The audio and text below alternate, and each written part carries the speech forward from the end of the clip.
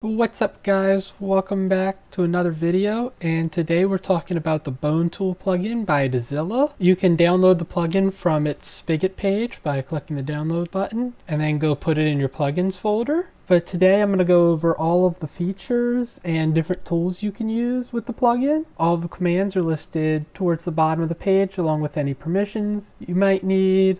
I personally recommend giving your players all of the permissions except for the admin ones. And then I'll also go over the plugin's config at the end of the video. And even though Bonetool doesn't specifically state that it's compatible with 1.21, the plugin was just updated to support 1.21. And the server I'm showing you this plugin on is on 1.21. The default tool for Bonetool is obviously a bone, which if you left click the bone in the air, you'll get the default GUI menu. You can also get this menu by doing /Bonetool.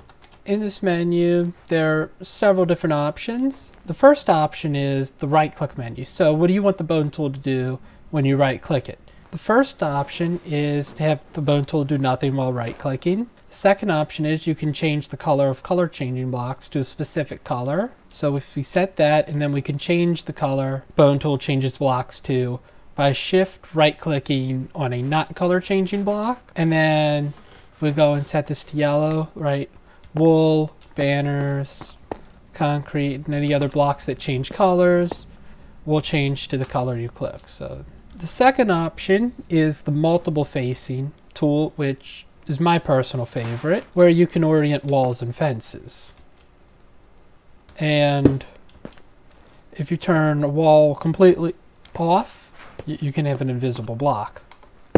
The third tool is making Bonetool a generic debug stick when right clicking. The fifth tool is the players facing tool, which when right clicking with Bonetool orients signs and banners and other orientation changing blocks to face the player when they right click on that item with the Bonetool.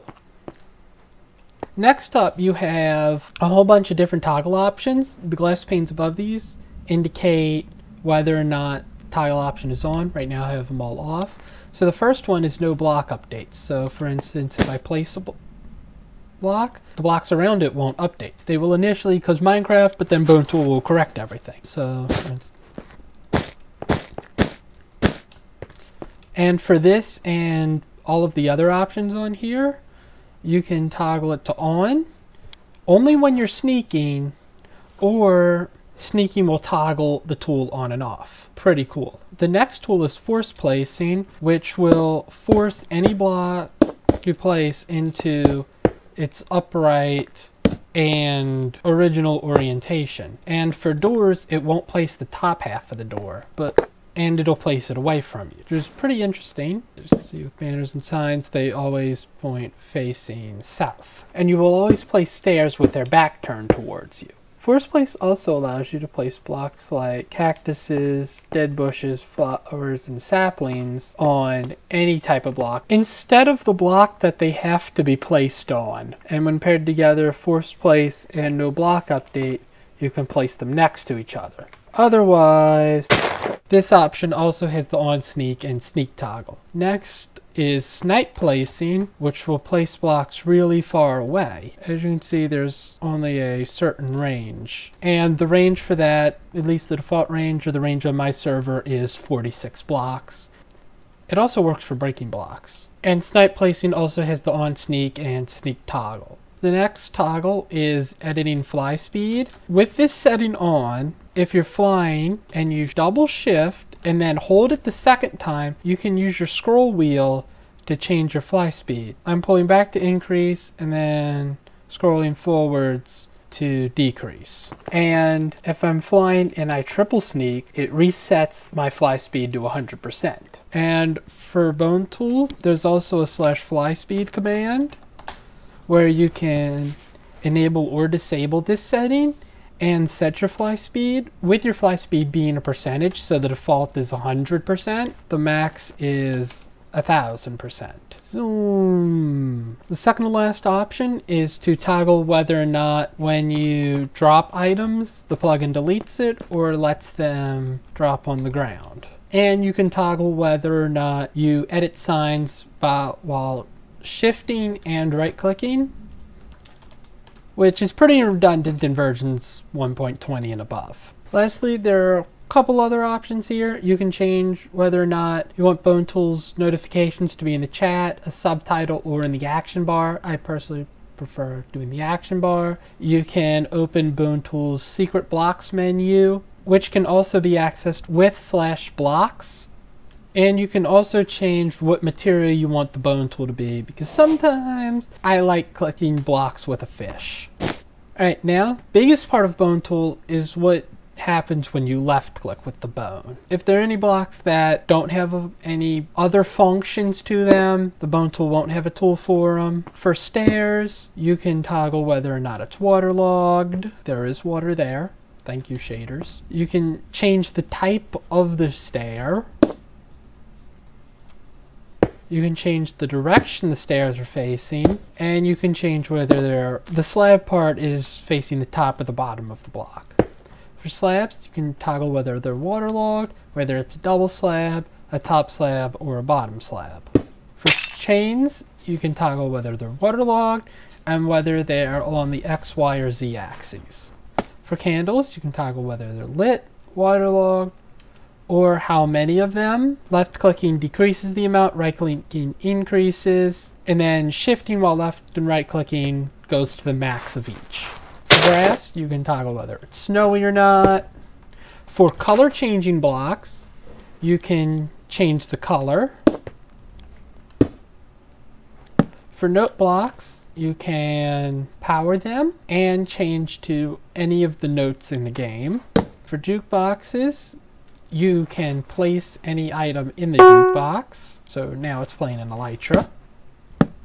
Spawners are a big one. You can set exactly what entity you want the spawners to spawn. Lightning's pretty cool. There are several different options for what you want the spawner to spawn. For instance, the range the spawner spawns entities in, the number of entities the spawner spawns when it spawns entities in, how close the player has to be to the spawner for the spawner to spawn entities, the maximum and minimum delay the spawner can have. These two settings change what the current delay resets to after the spawner spawns entities. So the current delay is the spawner's countdown, and the maximum number of entities that can be within the spawner's range for the spawner to spawn entities so the area doesn't get overcrowded. And you can make some pretty cool effects with the spawner.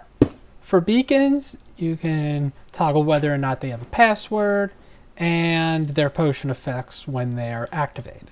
For fences, you can toggle whether or not they're waterlogged and what directions the fence is facing. Same with walls, although you can also toggle whether or not their upwards direction is on and if they're sides or low or tall. I can see you. For a redstone item, you can toggle which way the redstone is connecting to. And you can toggle the amount of power of the redstone signal it has. With the repeaters, you can toggle whether or not they're powered, what direction they're facing, the repeater's delay, and if it's locked or not.